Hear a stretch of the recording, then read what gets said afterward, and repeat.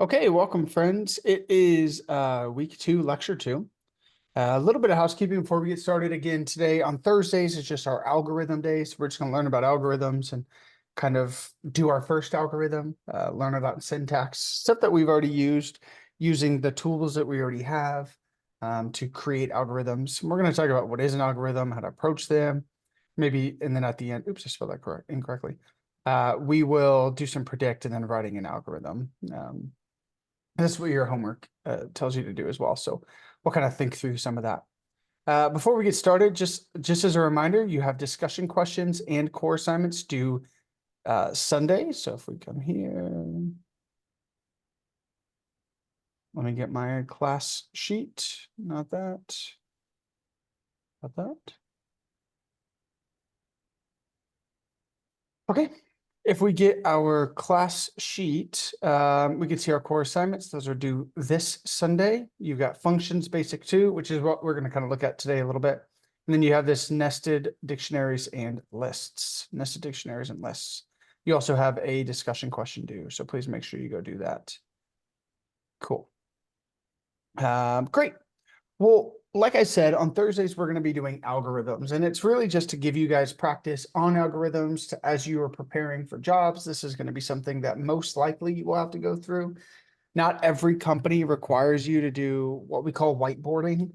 The reason it's called whiteboarding is back in the day before sort of this remote work and, Zoom really took off, kind of pre-pandemic.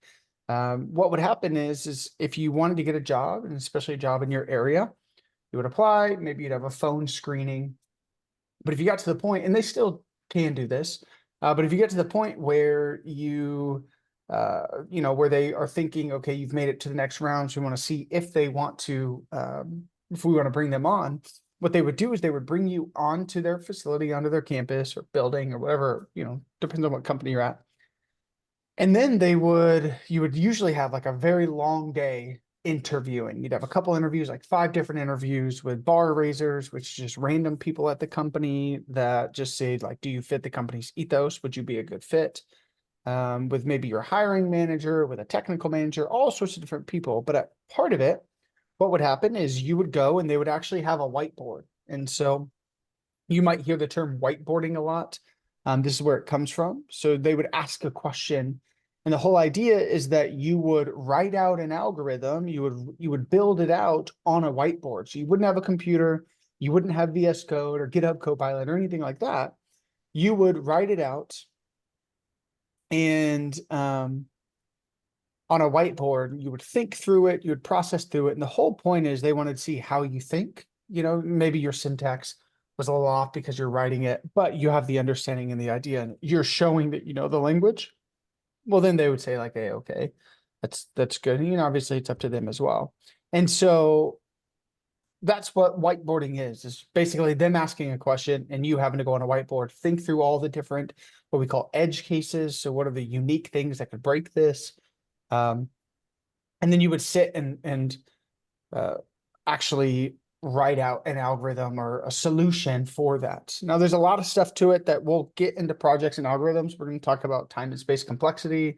We'll talk about all of that stuff. But the idea is that we want to get you prepared, and I want to get you prepared just to really get comfortable when somebody's asking a question, or when you see a question, you can identify, well, what is it asking? You can sort of start breaking it down and saying, okay, it's asking this, or this is what I need to prepare for. And so that's what we'll do these next 15 weeks. Okay, and that'll be every Thursday. We'll just do some algorithms. Now this class is a little bit small, so if everybody comes to class, then maybe I'll put like 2 groups of 2, or a group of 2 and 3, and then you guys can go work on them individually, or we can just work on them as a class. Like today, I think we'll just work on them as a class because there's not quite enough people to work on it in a team. But before we jump in, I did just want to talk about really what is an algorithm? What is an algorithm? We talked about this right before the recording. But an algorithm is just a set of instructions that we're going to use to solve some sort of issue.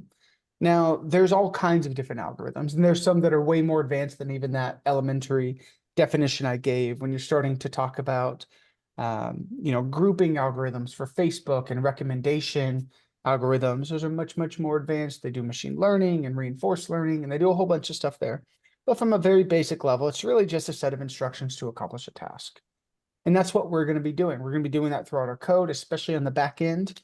We're going to be doing that so we can figure out, how to handle certain things, or if there's an issue, we can kind of write an algorithm to give us the solution and manipulate the data in a way that we want. So you might think, like, how do we approach an algorithm? Again, it feels sort of like this very technical term, but the best way to approach it is to really break it down, simply. I'm going to go to not this one. I'm going to go to this one. I know that this is your core assignment, but I really just want to bring this over. And then what we'll do is I am going to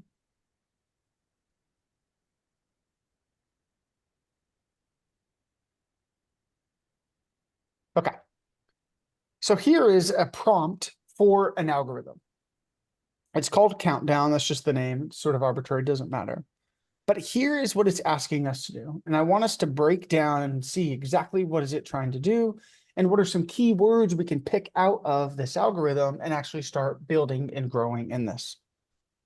So this one, it says, create a function that accepts a number as an input, return a new list that counts down by 1 from the number as the zeroth element down to 0 as the last element. Okay. Cool.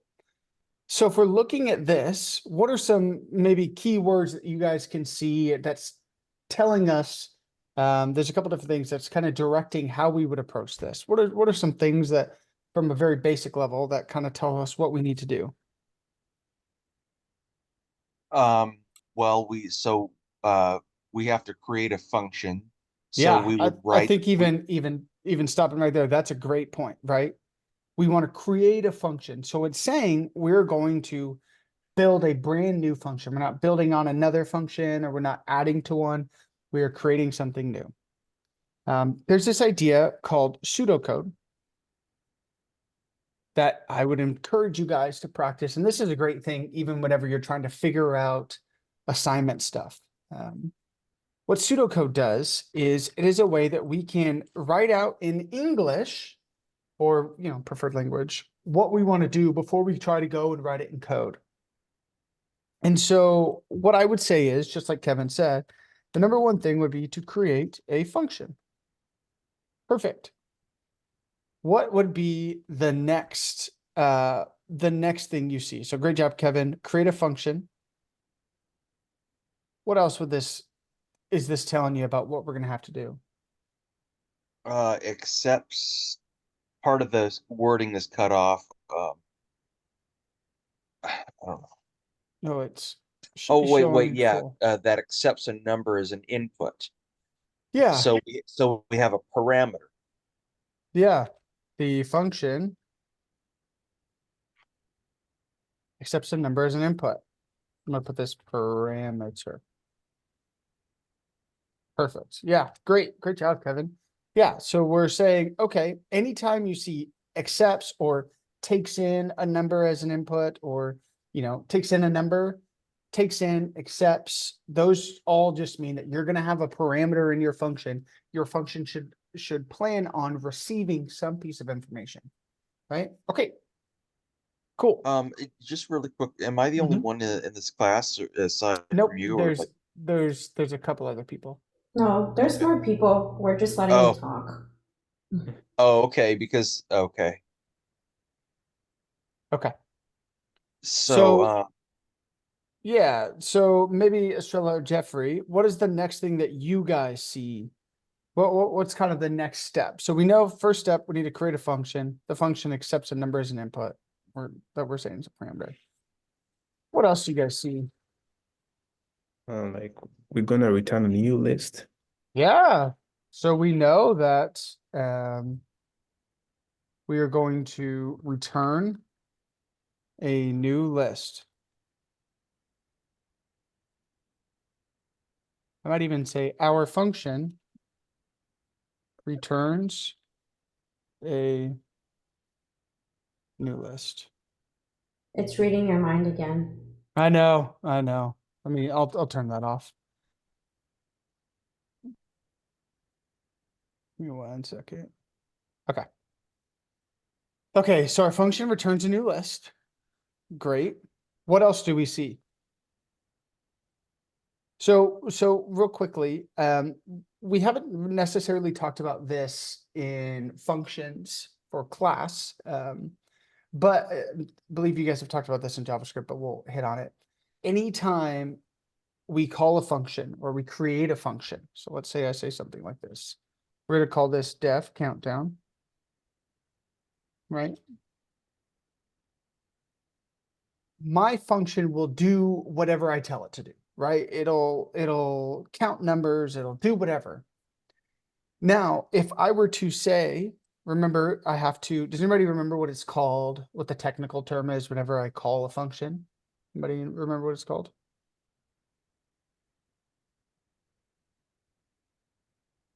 It's called invoking, right? I invoke the function. I just put countdown. That's me invoking the function.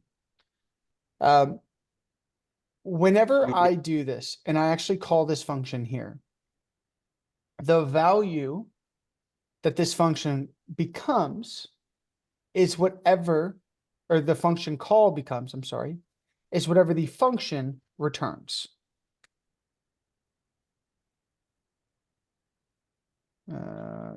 Some list, some new list. So anytime I call this, whatever my function returns is what the value of this becomes. So if I were to say, some or complete function equals, this is me declaring a variable of complete function. Its value is whatever this function call returns. So in this case, what's happening is complete function will become what?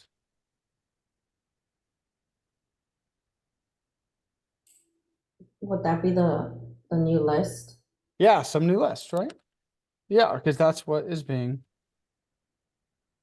that's what's being returned. So we know that now, one thing I will say is your function doesn't always have to return something. It doesn't have to return anything. So you could call a function, which we've seen a couple times, call a function. It does some sort of functionality. It prints, we just say print hello. This function is a function that you can use, right? It doesn't return anything, but if I were to do this, let's see what it gives me. If I were to print complete function.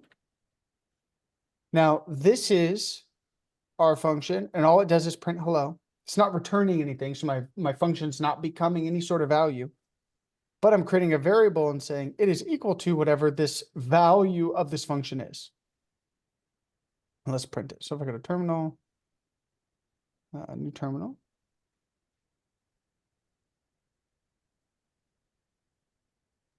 And I run this, we print hello, but you can see that its value is nothing, right? None, because it doesn't return anything. It becomes none. So that's an important thing to note. That when we see returns a new list, we're saying, okay, our function must have a return statement in there. Now, one thing that is unique about return statements is that the minute a function sees a return statement, it is done running. It will not, similar to how we have in our conditional statements, when one becomes true, it skips the rest. If there is anything after my return statement, like let's say I had print hello.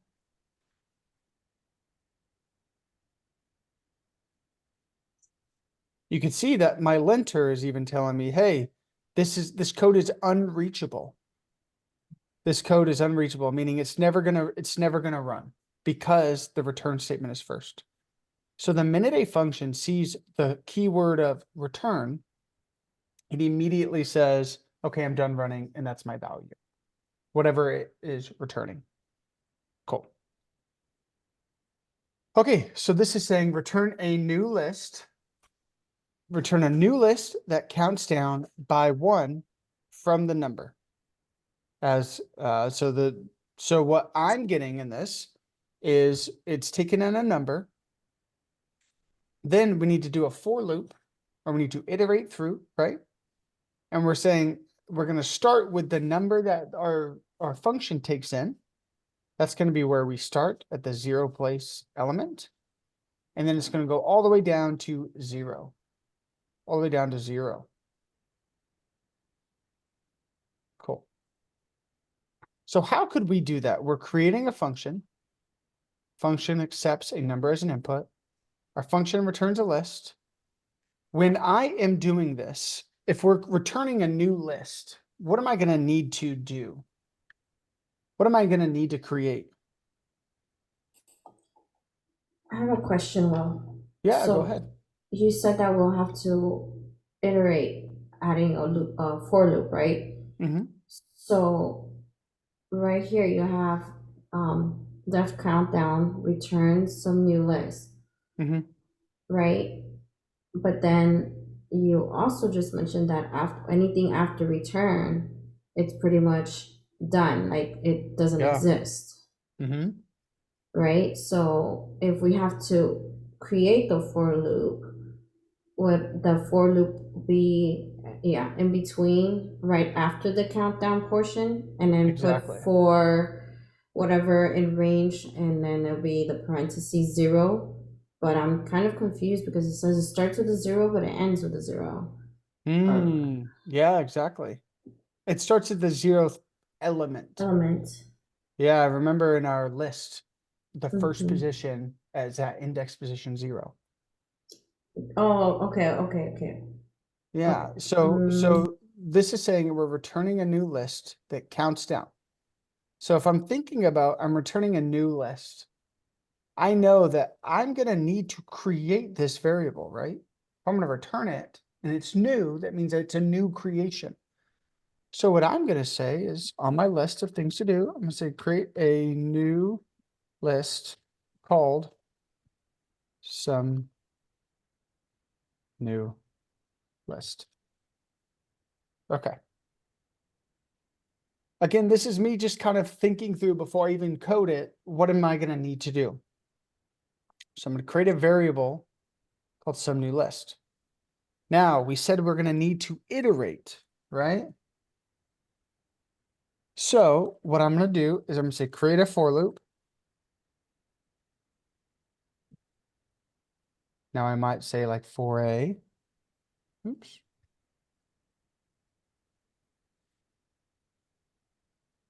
Where do I want my loop to start? I'm not going to use the other method to iterate through.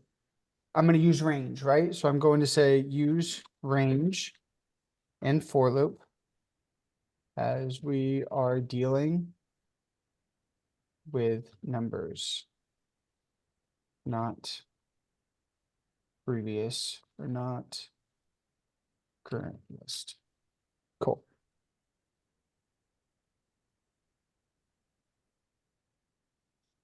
Okay. We know that range takes in 3 elements, right? Anybody remember what the 3 elements range takes in?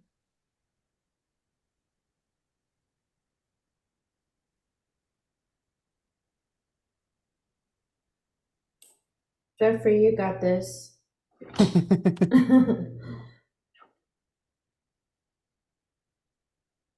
I guess not. Well, let's go look, right? We can do this. We can say Mhm. Python range method. Cool. We can go use our tools, right? If you don't ever remember, that's okay. You don't have to memorize everything in development. In fact, you never will. But you can be good at looking things up. Okay. So if we're doing range, we see that it gives me a starting place, a stopping place, and a step. Now remember, start is optional and the default is 0.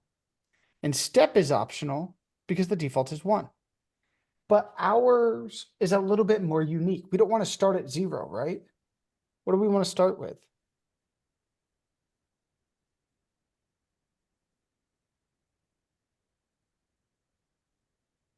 We want to start from the number as the 0th element, right? So I'm going to say number or num as my start. When do I want to stop?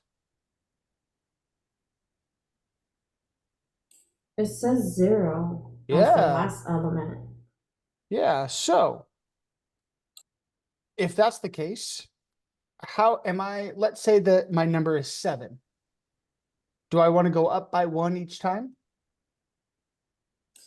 Won't you have to go negative? Yeah, exactly. We can go -1. Great. So then the last thing I'm doing, so I'm creating my loop, I'm iterating through. And what I'm doing next is at each iteration, I'm going to append num or append I to some new list. And then the last thing I'm doing is, and we've already sort of written this, but I'm gonna say return new list. I'm just thinking through how's this gonna work. So we are saying in this, we want to create a new function. The function accepts a number as an input. Our function is going to create or returns a new list. So maybe it will just, I'm not going to change these numbers, but maybe we could have just held off on this. We create a new list called some new list because we know that that's what we're going to have to return. We're creating a for loop. We're going to use range as we're not dealing with number, or as we are dealing with numbers and not a current list. What I mean by current list is not doing something like for in X, right? We need to actually do a range. Okay. And then this is our value that we're going to do. And then as we go through each one, we're going to start at, let's say 7. And we're going to, we're going to start at 7. And then we are going to go through each one and we're just going to append it to my new list. We're going to add it, appending, remember, means adding. And then we return our list. Okay. So let's do this. We've created a function. Function accepts a number as an input. I'm going to say num right here. But this could be anything. If you wanted to call that unicorn or cupcake, it doesn't matter, right? That's just our parameter name. Cool. What's my next step here? You can kind of strike through that one. I'm going to create a new list called some new list, right? You say some new list equals, and you can create a variable that is just an empty list. That's okay. So we say, hey, I'm going to have some list. I don't have any values in it yet, but I want to create a new variable that is type list. Okay. Now I need to create my for loop using range. So I'm going to say for I in range. Now, remember, num is what I'm taking in, right? So that's where I'm starting it. I want to go all the way through 0. And then I want to decrease by 1. Cool. So I'm iterating through. Again, let's say that the number is 7. Then I'm iterating through from 7 to 6, 5, 4, 3, 2, 1. Gets to 0. We're good to go. Okay. Now all I need to do is say some new list dot append. And what am I appending here? What's keeping track of the number?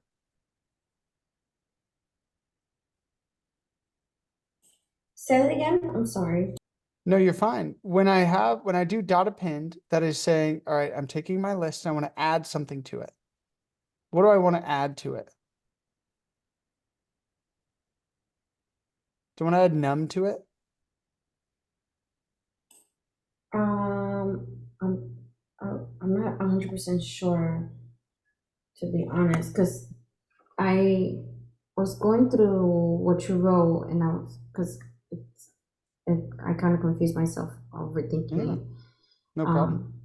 But that's the only thing that I think it would go, because it's the last thing that we used. What about this right here, this Oh, the I? I. Yeah. Remember, num is a static number, meaning that is never going to change. Num in itself is always going to be 7. The thing that is moving is I is starting at num, so it's starting at 7. And then when we subtract 1, I becomes 6. It checks a 6, 0. Nope. Cool. We subtract, right? And so I is what we want to keep track of. Now, all we have to do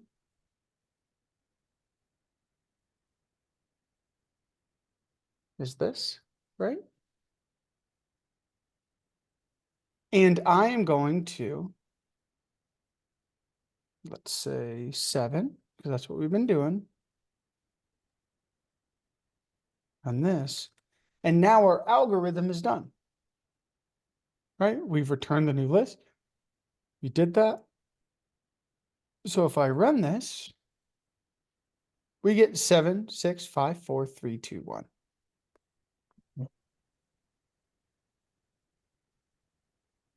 We've read our prompt. We've identified using pseudocode. Again, that's just English for saying what you're going to do before you actually start coding it. But it does. It's nice because it creates a little bit of a blueprint. So as you do go to code it, you don't need to think about, okay, what do I need to do next? You just kind of look up and you go, yep, cool, yep, cool, yep, cool. We've created a new list. Go ahead. I have a quick question. Mhm. So you did the pseudocode, we wrote what it was asking us, right? And Uh-huh. we did the return some new list. But Mhm. then down here, you still have this open, the complete function. Mhm.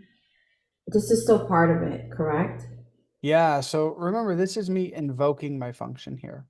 Now, what I could have done is just said, because I just want to visualize it and see it, I could have said something like print countdown 7. This would have worked the same way.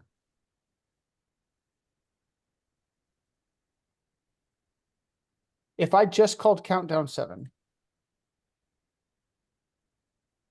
I just did this. This will run and it will do what we want it to do, but we're just not going to see anything, right? Because it's just returning. We're not printing anywhere. If at the end of this, I said something like, print some new list, then maybe we could see it. But when we're returning, we're not visualizing anything. It's just what that function becomes. What that function becomes. So I did it this way, just so that way we could see, okay, that a function becomes whatever it returns. The same idea that whenever we did this with a variable, and then we printed off that variable. Just to show you. Okay. I just got a bit confused. That's why I had to ask. Yeah, this would work just fine as well. Let's get that other frame. This would work just fine as well. As long as we print it. If we wanted to visualize it.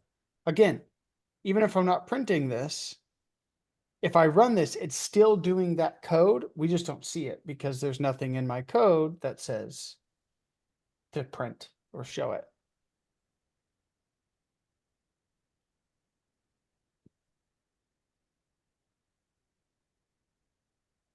Okay.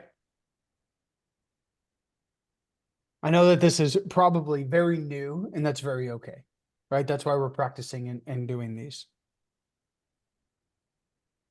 when we're dealing with these, actually, let me stop real quick. Is there any other questions? I know that again, it might feel uncomfortable and that's okay. Is there any other questions or things I can clarify?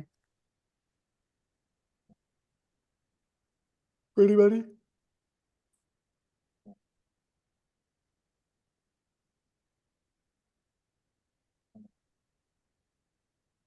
Okay. When we're dealing with algorithms, and when we get to the point when we are applying for jobs, they are not going to want you to just jump in and start coding. They're not going to want you to immediately start coding. They're going to want you to think through the problem and think through the questions and start asking questions or some clarifying questions on how you want to handle this. So here, we actually didn't complete the algorithm correctly. Can anybody see what did we do incorrect? Here's our output, 7654,321. What did we do that's incorrect? We returned a new list that counts down by 1. Okay, we did that part. From the number, yep, that works. As the 0 place element, that's a weird way to say that. As this portion. Down to 0 as the last element. What do we have here? Oh, we didn't end with a 0. Yeah. So if we didn't end with a 0, what could we do to alter our code to make sure that the 0 is included? This is where the modulus would have to come in. Modulus will give us a remainder. It's something specifically in this line of code here that we can change that would make us include the 0. What portion in our in this line is dictating when we're going to stop running our code?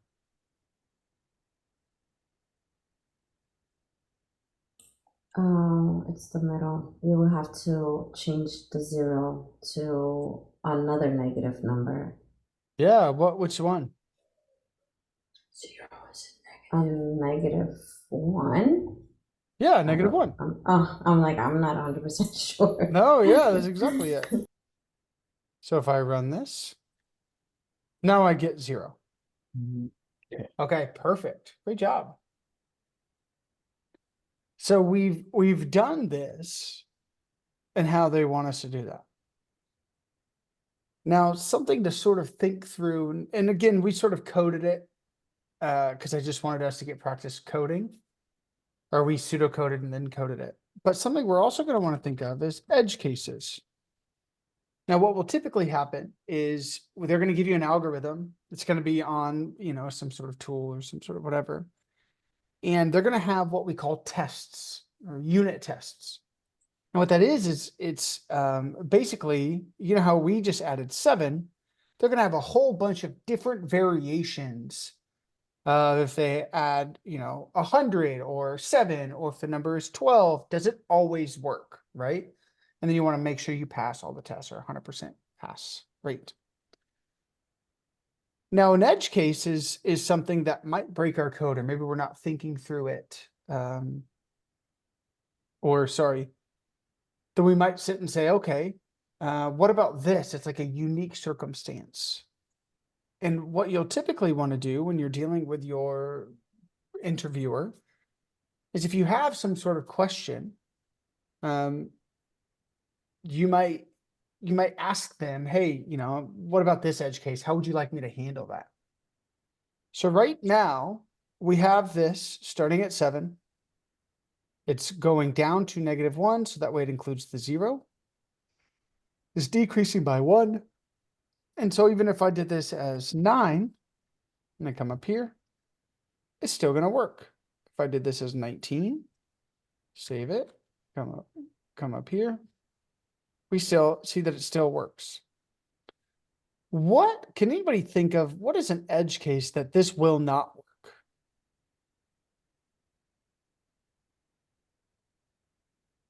Or what is this assuming would be another way to ask this? Specifically about the parameter that's being passed in.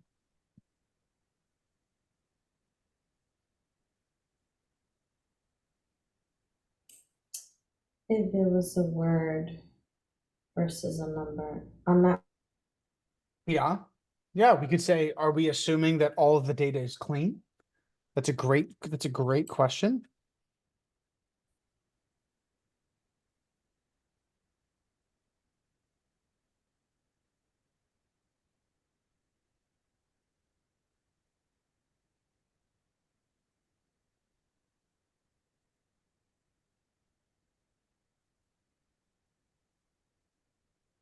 That's a great question.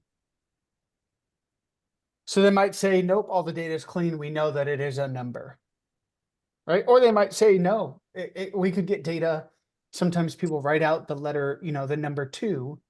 Write out 2 versus the number 2, right? That might be a thing. And then you'd want to handle that accordingly, right? So that's a great question. Anything else? What else are we assuming in this code specifically? Or can anybody see or think of a case where this code's not going to work?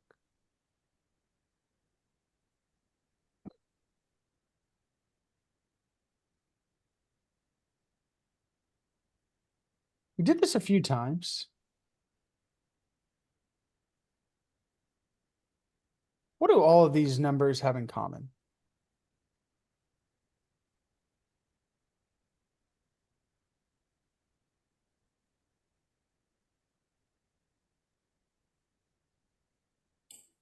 They don't have no. Jeffrey. I'm saying they don't have no decimal points. They're not float numbers. There's no float numbers. Yeah. Let's even scale up even more. Let's pretend that we know that they're going to be integers. What else do they have in common?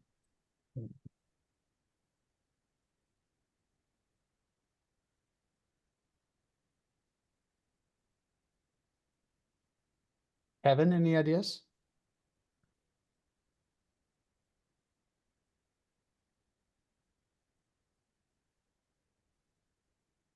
All these numbers are positive, right? 19, 7, 9, they're all positive. And so we built our code assuming that every number is positive because we're decreasing by 1 and we're saying go all the way to -1. What happens? Oops. If our code gives us this and we start with -9.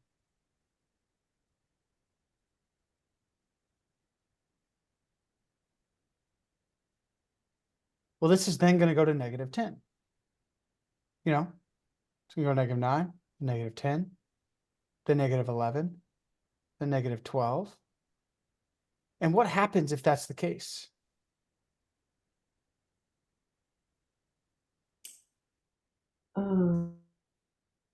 I was thinking because they're all odd numbers, but now that you point out about the negatives,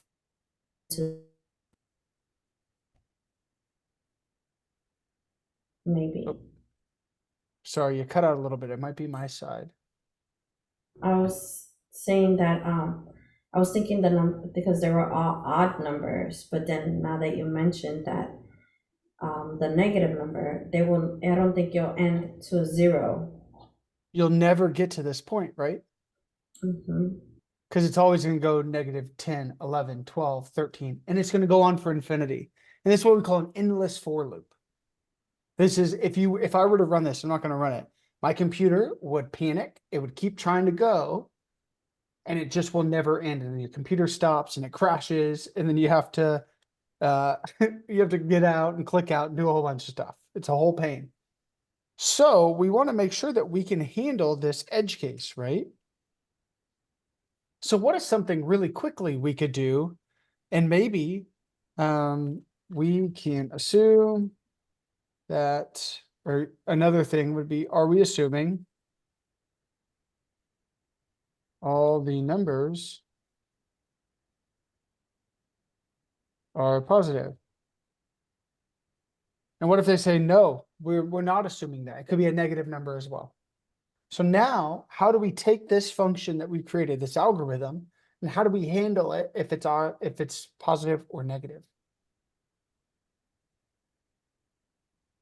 What is something I could do? I'm gonna write here, works for positive numbers. What could change?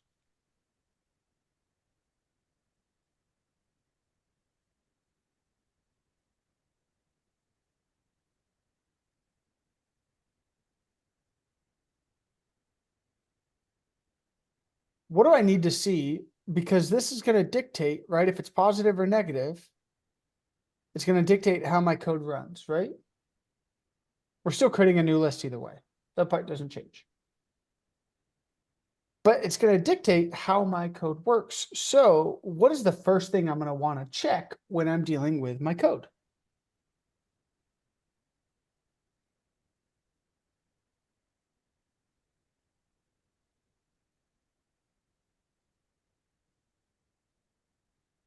What's the first thing I'm gonna wanna check? Or find out about my number that's being passed in?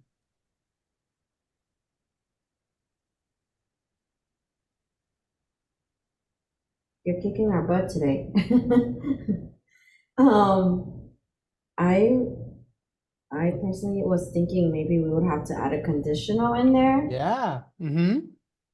Oh, okay. I was thinking the You're right exactly right. direction. Yeah, we want to see if they say, no, we're not assuming all numbers are positive. So, there can be negative numbers.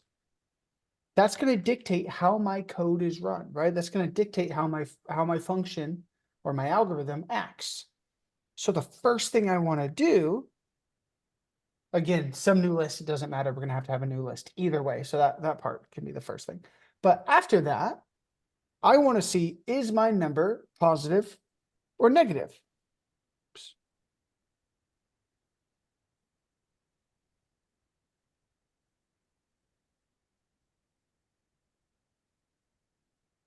And a way I could do that is I could say if num is greater than 0.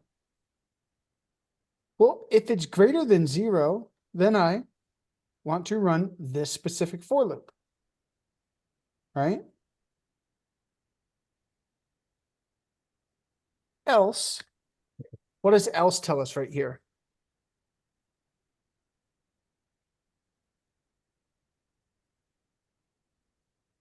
Else tells us that this is not true.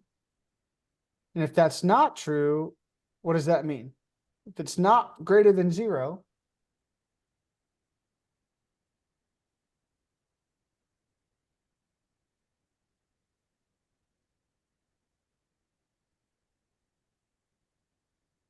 so this is asking number positive.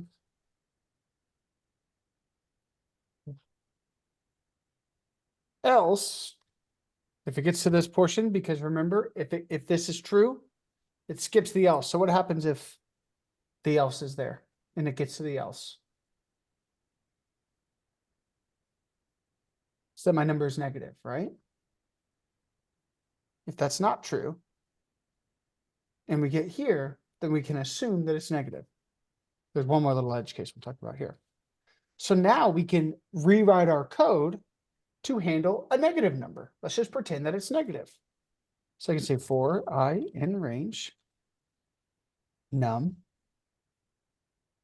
Now we just sort of do the inverse, right? We're saying we want to stop at 1 because we want to go all the way up to 0, but not including. So we go to 1, and then we just add 1 each time. Now this code is the same. I say some new list dot append I, and then I return some new list.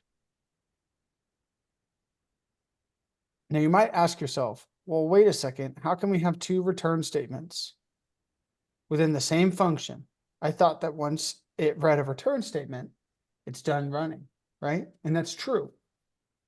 Remember, if this is not true, it's not going to read this code. It's going to go straight to here. So it's going to skip that. So we can have multiple return statements within a function based on how it's operating or how it's reacting, right? And so now what this allows us to do is say, okay,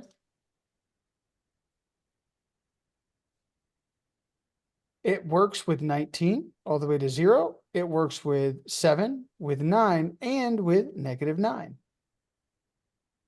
Going all the way to 0. So this is how you can handle an edge case, whether this is positive or negative, right? And so now my function or my algorithm handles two different types of numbers.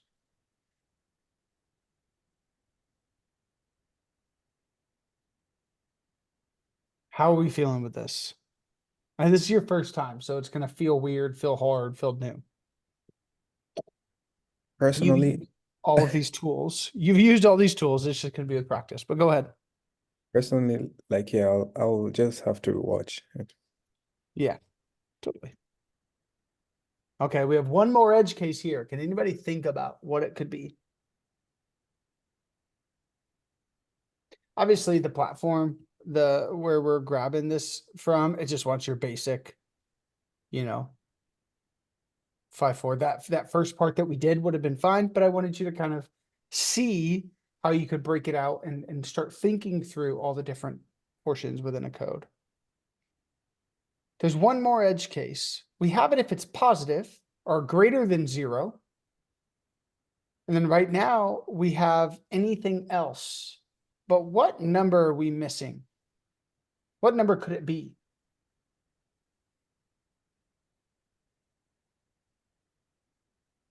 That's not a negative, but does not qualify here.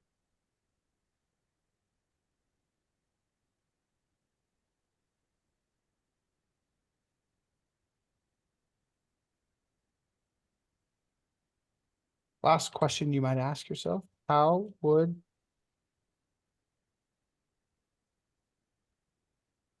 you like me to handle a 0? Maybe they just say, just print 0, print the number, or return just the number. Well, I can do that. I can say elif num equals 0, return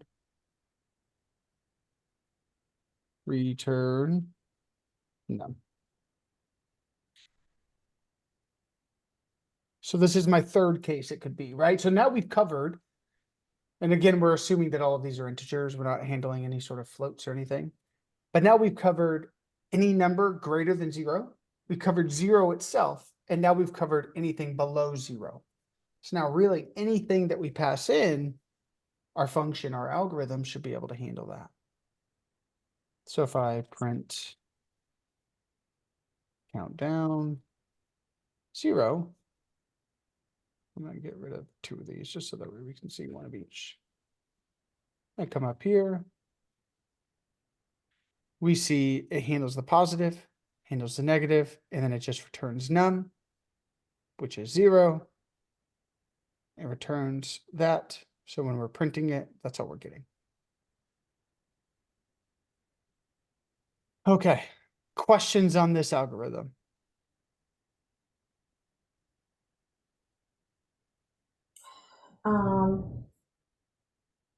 So when I'm working with you, obviously, or like when I'm working with the instructor and you guys are teaching it, yeah, but then when I have to do it on my own, it's like, Yeah. and I will then say functions, algorithms, for loops, this stuff, and I hate that I have to say this because it's always so annoying when somebody says this.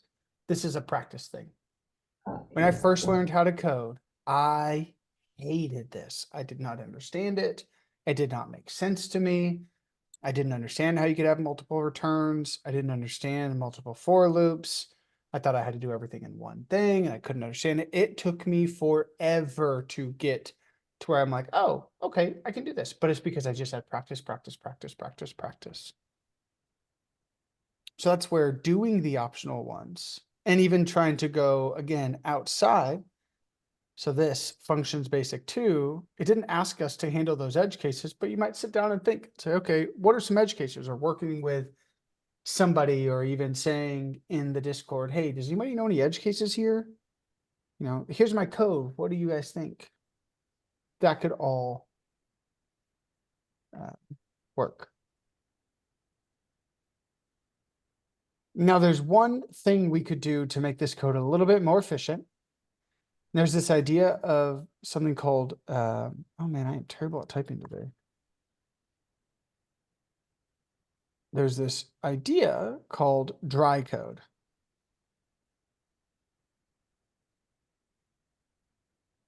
And dry stands for do not or don't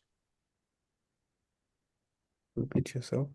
repeat exactly yourself.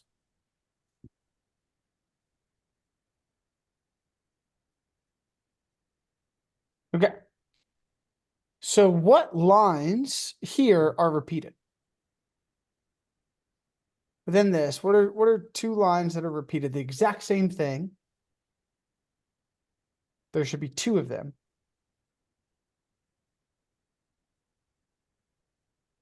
For I in range or some new list. These are a little bit different, right? Because these have 2 different values. But Yeah. yes, some new list append I. It's one of them. And what's the other one? Return some new list. Exactly. Return some new list. Now, we are going to need to keep, even though you don't want to repeat yourself, there's not really a way to abstract this from your for loop. You need to have that value in here. But you can see that both of these are not within my for loop, right? And so this is a way that we can make ourselves have a little bit drier code, where I can say, okay, I'm creating some new list. And I know that regardless, there's 2 return sort of options for me. Either I'm going to return num, and that's only when num equals 0. And what's the other option? I'm going to return some new list, right? So instead of having it in for, or in both of my for loops, what I can do is after my conditional, because I can assume that once my conditional has happened, either it's going to return because it's 0, or it's going to create some new list and have all positive numbers down to 0, or it's going to create some new list and I'll have all negative numbers up to 0. And so outside of that, I can just say return some new list. And now whichever one it went through doesn't matter, right? I'm just going to return after this. So I basically just saved 1 line of code. I did not repeat myself. And now there's nothing else that I can write that makes it drier. Excuse me. But we'll see that this works the exact same. Yep, works the exact same way. Now this is separate than any of these conditions.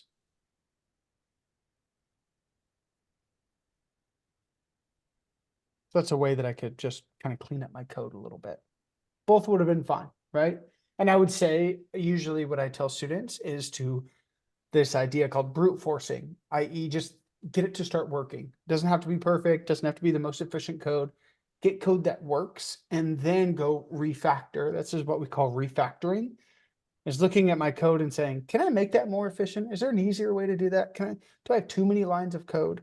I did. I was able to take down 1.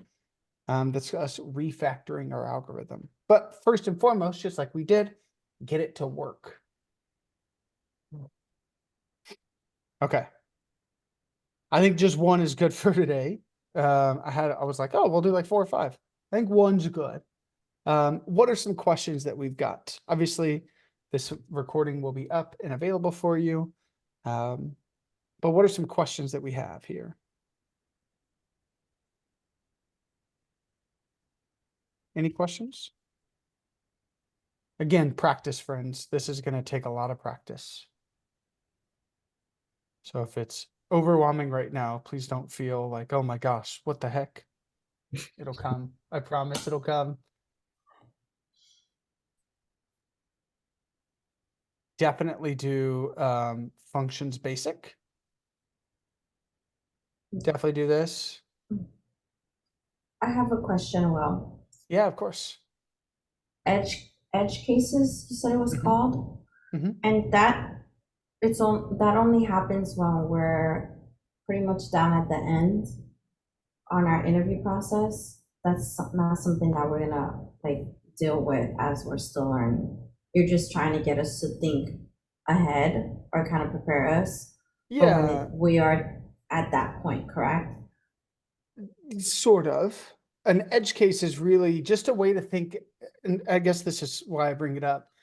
It's a way that we can have a well-rounded thought around our code. And so even when we're doing stuff, when we're building stuff at the end of this class, we want to think through, well, what if a user, you know, spells out the number 2 versus putting the number 2? How do we want to handle that? Because users are not, though something is intuitive and it might feel intuitive and it's like, oh yeah, that makes sense. Why would anybody do anything different? Users are going to do something different.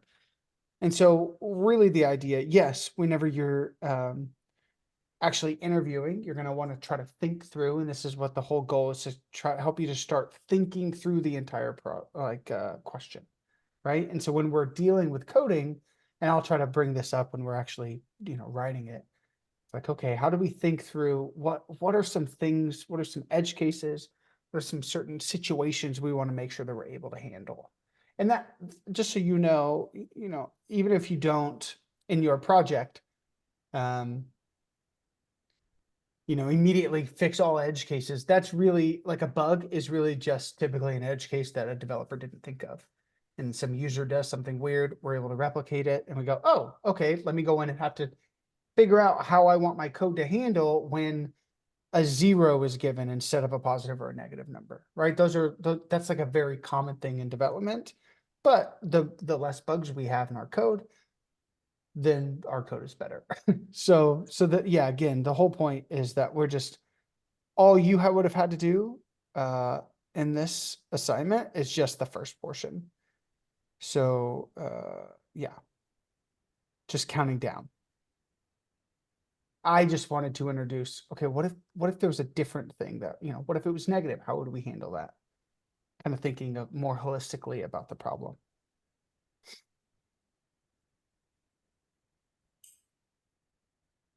You definitely kicked our butts today. Like I smoking. I'm like, what is he asking? Like, I read the question and I'm reading it because I'm working on the basics. I started a little late because of my migraine today, but I'm working on the basics and I'm just like, oh my god, I can't even like function today. Yeah. And I kind of looked at the assignment and I was just like, okay, hopefully, I can get this. But again, I can't really think. And then I come to class and I'm like, okay, you're like, oh, it's going to be pretty laid back. It's easy today. We're just going to go. And then you got my brain like smoking. And I'm sorry. It's okay. And I'm looking sorry. like, Jeffrey, talk, ask questions because my brain isn't working. Oh, yeah, it's uncomfortable at the beginning. It's like, I don't know if you guys work out, or if Yes. you've like ever run or something, and the first part just really sucks. You're like, what am I doing? How do I do this? This is not fun. This is uncomfortable. I feel silly. I think that's probably was my biggest issue, was like, I like math, and I think everybody kind of thinks that they're smart. But you look at this and I would sit and I'd be like, I'm not dumb and I feel dumb. And I just say that in the sense of, you guys are not dumb. Everybody feels challenged with this. And that's a very normal feeling. So if you are feeling that, hopefully you're not, but if anybody's feeling that, that's a very normal thing. This is a weird, hard, new way of thinking. That muscle just hasn't been developed yet. And it will. It'll absolutely be developed. That's why every Thursday we're going to be doing these and building these. And you guys are going to look back, and this is what always my favorite is, at the end of class, I just say, hey, look back at, yourself 16 weeks ago. And to show, I can guarantee you, I will bring up this conversation and you're going to be doing really complicated things. I'm going to say, hey, remember when your brain was smoking on Countdown? And you're going to be like, oh my gosh, I could do that in my sleep now. That's just how it goes. I promise you, but I can guarantee Okay. you we will get there. We'll have that conversation later. Yeah, we will. I have taught over 1,000 students at Coding Dojo, and every single one, almost every single one. Especially if you put in the time, there's no issue that you're not going to understand this information. But it is a practice thing. There's a tool called the Algo app. Yeah. I remember that, and so when they gave me that to start practicing, I was like, okay, this seems like I can figure this out. And then it was getting harder and harder, and I was just like, oh my God, Yeah, did I make the wrong move? Did I make No. the decision? Yeah. And then didn't. it was like, okay, the fundamentals was like, okay, I think I understand. And I noticed that I still have trouble with the verbiage still. Mm-hmm. And then when we moved to JavaScript, I was just like crying because I was just like, oh my God, Yeah. this is confusing. This is hard. And I would ask Totally. everybody, hey, have you? And everybody like eyes just widen, and they're like, you're doing JavaScript? And I'm like, yeah. And they're like, that shit's hard. And, Yeah. excuse me, sorry. Oh, you're good. And I was just like, so you guys can't help me. And I felt like I was like done. Yeah. But Yeah. it is a growing process, but oh my God.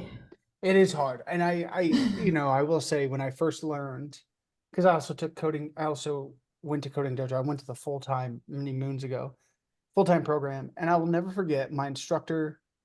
His name was George, and he was awesome. I loved him. He was great. And one time we were all just really defeated. Like we learned this in a day and then had all the homework and then moved on to the next. It was like 4x the speed of it was crazy. And we were all super defeated because we're like, I am not getting this. And George looked at us and was like, no, duh. Like, I hate to say this, but duh, it's hard.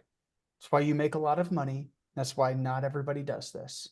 And for me, it wasn't that it like clicked or anything, but it sort of was like, yeah, you know what? I am trying something really hard. And that's okay because, and it's, I mean, just like you're saying, Estrella, it's like other people are like, whoa, you're doing that? That's really hard. It's like, yeah, most people don't do this stuff. And so if there's ever moments where you're like, I'm not getting this, it's like, yeah, well, this is really, really hard. You will get it with practice, that's why I'm here. I promise you will get it. But just to kind of be like, oh, you're not dumb. Not that you said you are, but like, that's what I thought. It's like, man, I'm just dumb. I can't get this. It's like, no, this stuff is just hard. It's a new way of thinking. I haven't thought that way in a long time, et cetera, et cetera. But this tool this is my company one, my student one. I have two, but this will really help you just getting used to and familiar with this. Unfortunately, it is just in JavaScript, but this will do one or two a day. You might find yourself, getting on a roll and doing a couple. What's nice is you can see once you submit something after 2 minutes, you can see the video. But this portion is really where it's going to help you, is you do a lot of that stuff. So get all the even numbers. So this is using modulus. You're returning some. This is going to help you understand what you're wanting to do. Write a function, okay, that would get the sum of all the numbers. You may use a modulus operator. Okay, cool. It already has a return statement, so we just have to put our code here. This algorithm app will help as just a practice. And then you can time yourself too, right? You go through all of these and try to get a little bit faster time. And then it becomes second nature to you guys. I promise. It is hard. It's really hard. So. We got it. Thanks. Cool. Thanks for the. We're like